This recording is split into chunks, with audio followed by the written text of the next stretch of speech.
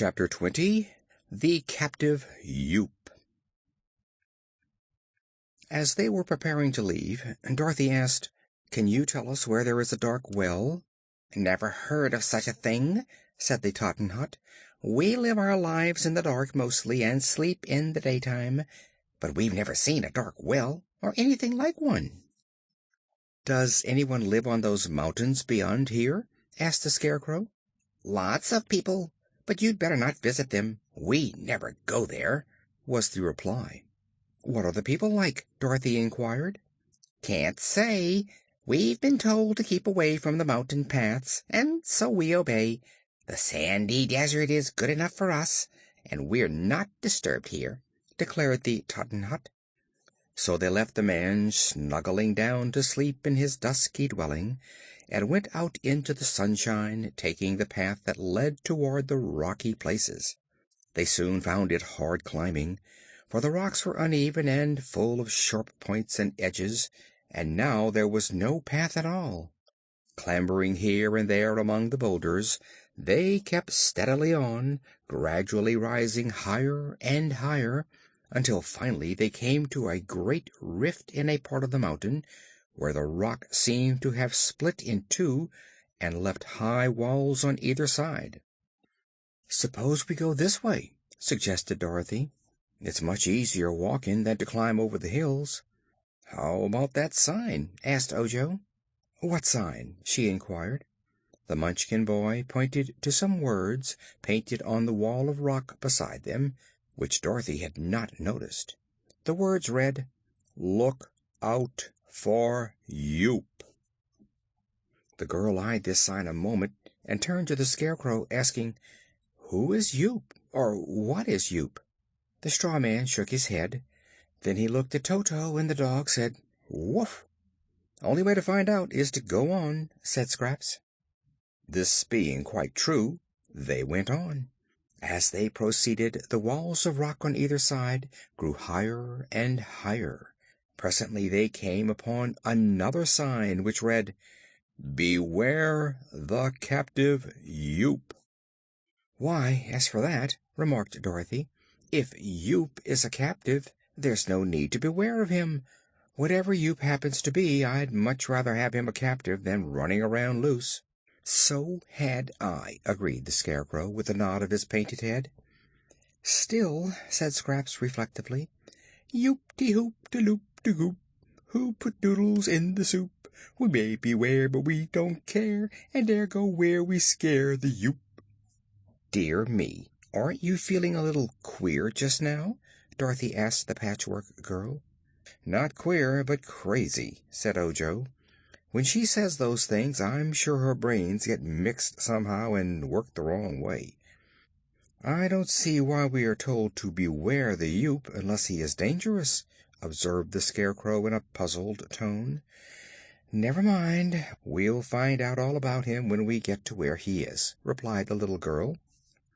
The narrow canyon turned and twisted this way and that, and the rift was so small that they were able to touch both walls at the same time by stretching out their arms. Toto had run on ahead, frisking playfully, when suddenly he uttered a sharp bark of fear and came running back to them with his tail between his legs, as dogs do when they are frightened. "Ah," said the Scarecrow, who was leading the way, "we must be near Yoop."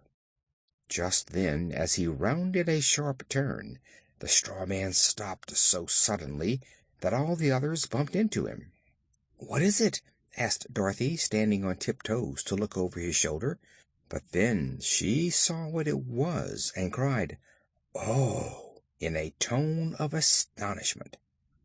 In one of the rock walls, that on their left, was hollowed a great cavern, in front of which was a row of thick iron bars, the tops and bottoms being firmly fixed in the solid rock. Over this cavern was a big sign, which Dorothy read with much curiosity, speaking the words aloud that all might know what they said. "Mr. Yoop, his cave. The largest untamed giant in captivity. Height 21 feet, and yet he has but 2 feet. Weight, 1,640 pounds, but he waits all the time. Age, 400 years and up, as they say in the department store advertisements. Temper, fierce and ferocious, except when asleep. Appetite, ravenous. Prefers meat people and orange marmalade. Strangers approaching this cave do so at their own peril. P.S. Don't feed the giant yourself. Very well, said Ojo with a sigh. Let's go back. It's a long way back, declared Dorothy. So it is, remarked the Scarecrow, and it means a tedious climb over those sharp rocks if we can't use this passage. I think it will be best to run by the giant's cave as fast as we can go. Mr. Yoop seems to be asleep just now. But the giant wasn't asleep. He suddenly appeared at the front of his cavern, seized the iron bars in his great hairy hands, and shook them until they rattled in their sockets. Yoop was so tall that our friends had to tip their heads way back to look into his face, and they noticed he was dressed all in pink velvet, with silver buttons and braid. The giant's boots were of pink leather, and had tassels on them, and his hat was decorated with an enormous pink ostrich feather, carefully curled. "Yo-ho!" he said in a deep bass voice. "I smell dinner." "I think you are mistaken," replied the Scarecrow. "There is no orange marmalade around here." "Ah, ha, ha, but I eat other things," asserted Mr. Yoop. "That is, I eat them when I can get them. But this is a lonely place, and no good meat has passed by my cave for many years, so I'm hungry." "Haven't you eaten anything in many years?" asked Dorothy. "Nothing, except 6 ants and a monkey. I thought the monkey would taste like meat people, but the flavor was different. I hope you will taste better, for you seem plump and tender." "Oh, I'm not going to be eaten," said Dorothy. "Why not?" "I shall keep out of your way," she answered. "How heartless!" wailed the giant, shaking the bars again.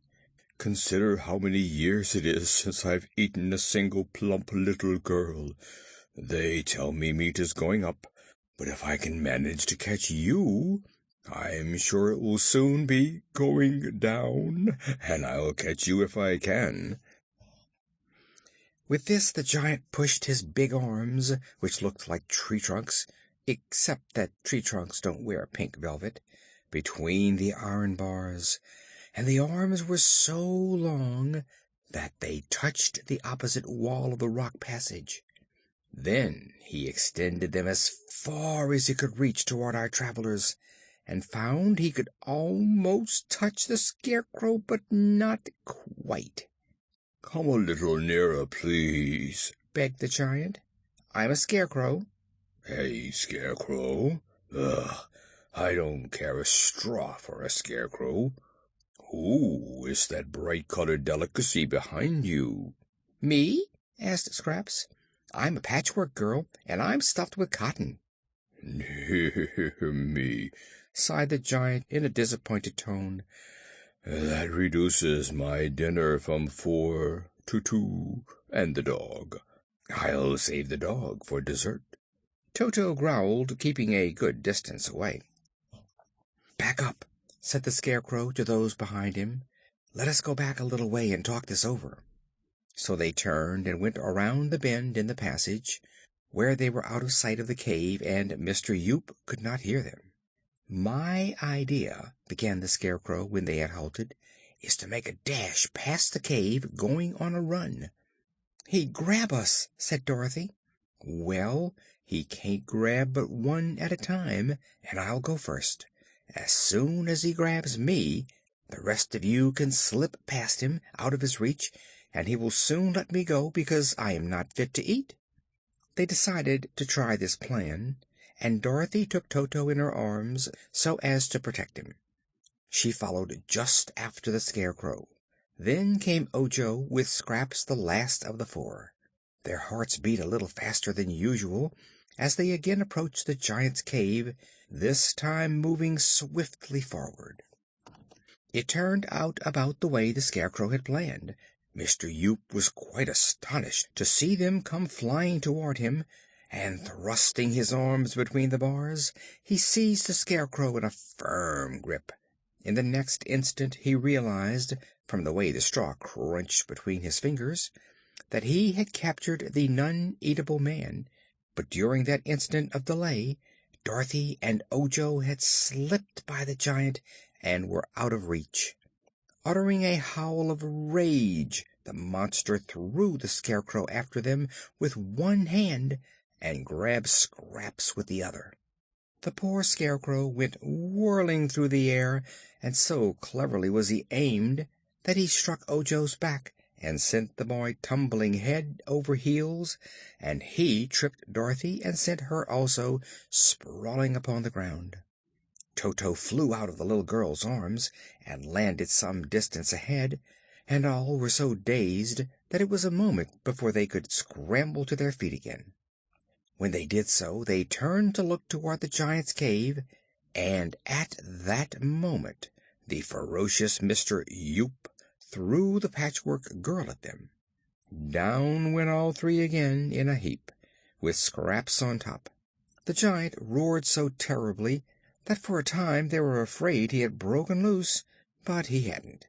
So they sat in the road and looked at one another in a rather bewildered way, and then began to feel glad. "We did it!" exclaimed the Scarecrow with satisfaction. "And now we are free to go on our way." "Mr. Yoop is very impolite," declared Scraps. "He jarred me terribly. It's lucky my stitches are so fine and strong, for otherwise such harsh treatment might rip me up the back." "Allow me to apologize for the giant," said the Scarecrow, raising the Patchwork Girl to her feet and dusting her skirt with his stuffed hands. "Mr. Yoop is a perfect stranger to me, but I fear, from the rude manner in which he has acted, that he is no gentleman." Dorothy and Ojo laughed at this statement, and Toto barked as if he understood the joke, after which they all felt better and resumed the journey in high spirits. "Of course," said the little girl, when they had walked away along the passage, "it was lucky for us the giant was caged, for if he had happened to be loose, he perhaps in that case he wouldn't be hungry any more," said Ojo gravely. Chapter 20